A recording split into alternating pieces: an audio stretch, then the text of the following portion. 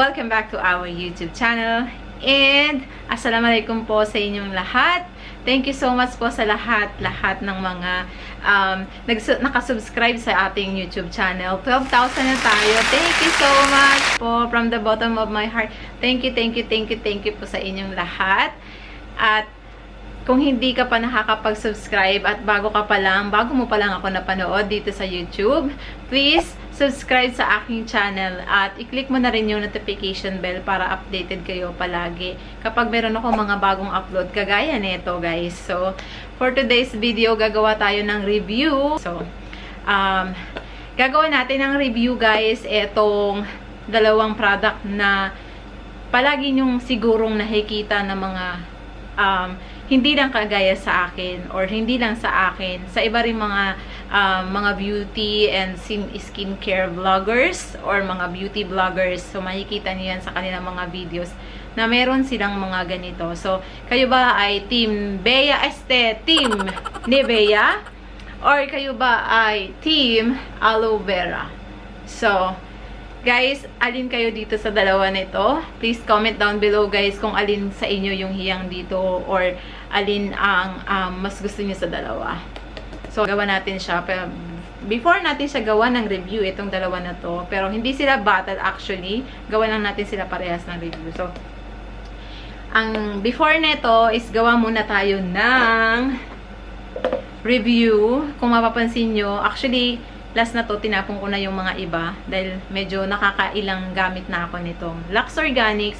Napanood nyo na to sa aking mga ibang previous na mga videos pa. At ito yon mga ginagamit ko, Lux Organics. Tapos nag-try ako lately nitong I'm not sure kung tama yung pronunciation ko, Diopores. Okay, Dioporse. I don't know kung anong tamang pronunciation dyan, guys. So, parehas lang naman silang dalawang aloe vera. And ang pagkakaiba lang nila is 99.85% ito. And ito is 95%. And ayun nga, syempre, ang presyo is mura versus mahal. Which is ito is, mabibili mo siya sa Watson for 189 pesos. Ito, guys, is ang layo ng presyo. 660 pesos, guys. Pesos. Okay? So, ayun. Medyo nagulantang ako sa presyo. Kasi hindi ako kumuha nito. So, parang halos 3 peraso na ng ganito ang mabibili mo. So, medyo, yan pa lang yung nagagamit ko kasi parang tinitipid ko kasi nga, syempre, ang mahal. Grabe naman, ang mahal. While ito is 189 lang. And, yun. Medyo, ano lang ako kasi nga sobrang mahal. So, kung kaya kayo ay mga parang nagbabudget or vegetarian kayo pagdating sa mga skincare. So, siguro hindi ko siya maisasuggest sa inyo dahil nga ubod ng mahal. Yung pagkakaiba nilang dalawa, medyo wala naman ako halos nakikita. Dahil kalahati pa lang siya. Yun, wala pa. Hindi pa siguro ganun ka dami yung mga nakikita ko or napupuna ko na pagkakaiba nilang dalawa. Ayan. So, yung una ko lang napansin sa kanila is yung consistency nito is medyo watery siya kapag nilagay mo sa face mo. While ito is talagang ipapahid mo ng husto muna sa face mo para ma-absorb ng skin mo. So, yun yung pagkakaiba nilang dalawa. So, okay. Tapos na tayo dito. Battle between the mahal and the mura. Okay. So, dito na tayo sa kabilang Team Nivea at saka sa Team Aloe vera. So, ayan. Etong dalawa. So, yun nga, kagaya ng banggit ko sa inyo, matagal ko na tong ginagamit.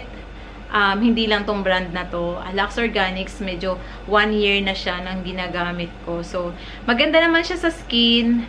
At medyo namumoisturize siya. Kaya, yun nga, medyo nakakadami-dami na lang din ako ng gamit. And lately, nagpalit nga ako ng brand. And I'm not sure kung dahil dito sa brand na to or dahil medyo matagal na akong gumagamit ng aloe vera gel. Napansin ko sa face ko is nagkakaroon ako ng facial hair.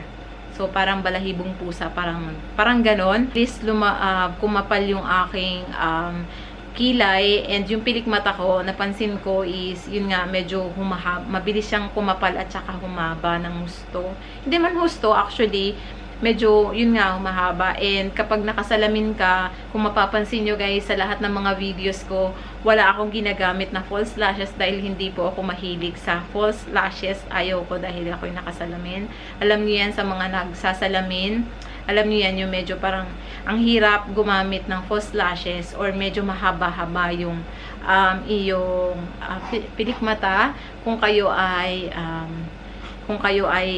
nagsasalamin. So, kung kayo ay gumagamit ng contact lens, okay lang naman din. Pero ako kasi, in my case, ayaw ko gumamit ng contact lens. Parang feeling ko hindi ako komportable.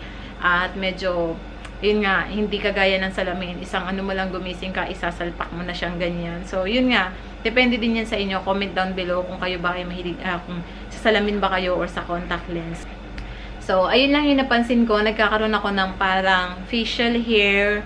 Tapos medyo mabilis lumago yung ano. So, syempre kasama yan dyan sa benefits kasi ng aloe vera. Medyo kakapal, lalago yung buhok ninyo. So, yung napansin ko lang is nagkakaroon ako ng facial hair, which is medyo parang hindi naman maganda kung magkakaroon ka ng facial hair. So, ang ginawa ko is nag-stop muna for a while. Ang ginagawa ko is ina-alternate ko na siya. Hindi na siya palaging ginagamit ko. At ito muna yung ginagamit ko. Balik uli ako kasi ang nangyari, ginagamit ko lang to every winter or tuwing taglamig ko lang siya ginagamit kasi nga, syempre, mabilis mag-dry yung skin natin kapag winter or taglamig.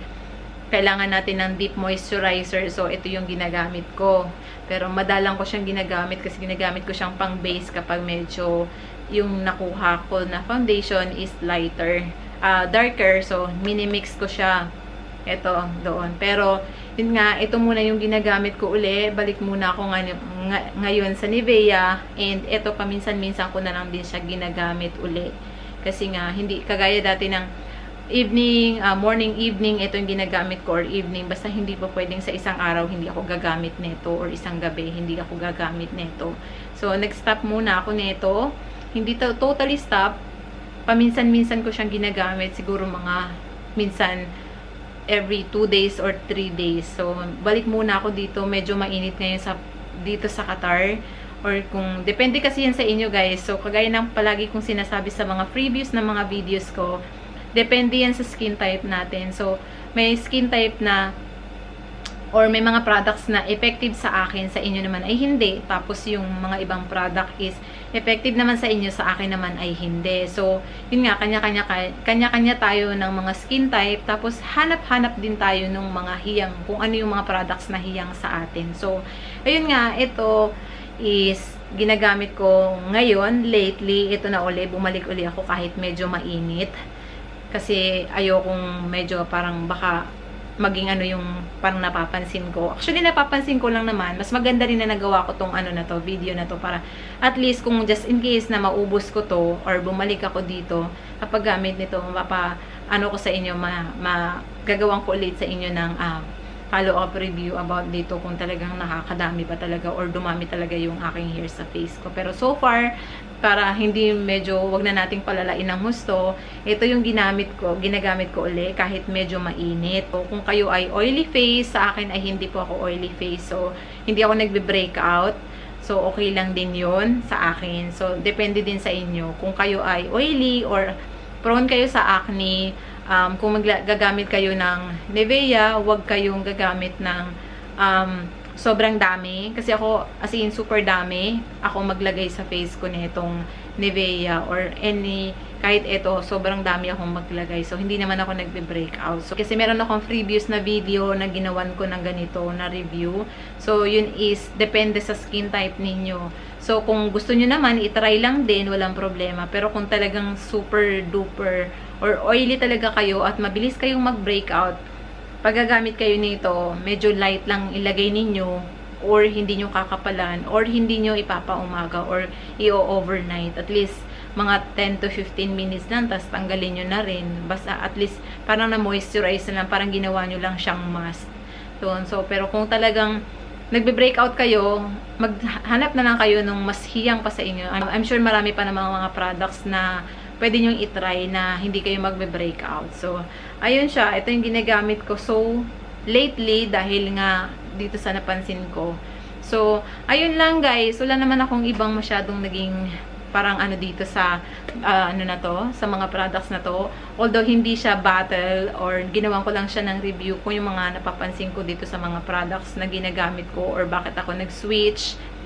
Yun lang. So, kayo ba guys, hiyang ba kayo dito sa aloe vera or hiyang kayo dito sa Nivea? So, please comment down below. Tapos, kung just in case na meron akong hindi nabanggit sa video na to at meron kayong mga suggestion, please comment down below guys. And ililink ko na lang sa description box yung mga videos ko about dito na mga previous na videos ko kung gusto nyo panoorin. Kung gusto nyo lang naman panoorin. And yun lang guys. At kung natapos mo na tong video na to, tapos hindi ka pa nakakapag-subscribe, please subscribe to my YouTube channel. And i-click mo na rin yung notification bell para sa susunod na may mga bago kong upload, updated kayo. So ayun lang guys. Thank you so much for watching. And maraming salamat po. I will see you guys on my next video. Assalamualaikum. Bye!